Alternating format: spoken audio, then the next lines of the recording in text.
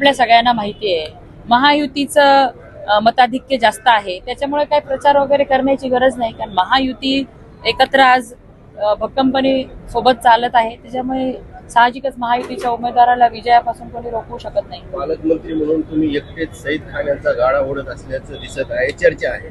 तर बघा, चर्चाला मी एक बघितलं, पालकमंत्री म्हणून खूप काही पावत्या माझ्याच नावाने फाडल्या जातात. असं केलं तरी मीच, तसं झालं तरी मीच. त्यामुळे आमच्या महायुतीचा निर्णय हा आमचे नेते मुख्यमंत्री देवेंद्र फडणवीस साहेब, उपमुख्यमंत्री एकनाथ शिंदे साहेब व राष्ट्रवादीच्या उपमुख्यमंत्री सुनेत्राताई पवार हे तिघं मिळून घेत असतात. म्हणून हा महायुतीचा उमेदवार किंवा कुठल्या पक्षाला ही जागा सोडावी, उमेदवार कोण असावा हे तिघांनी मिळून ठरवलेलं आहे.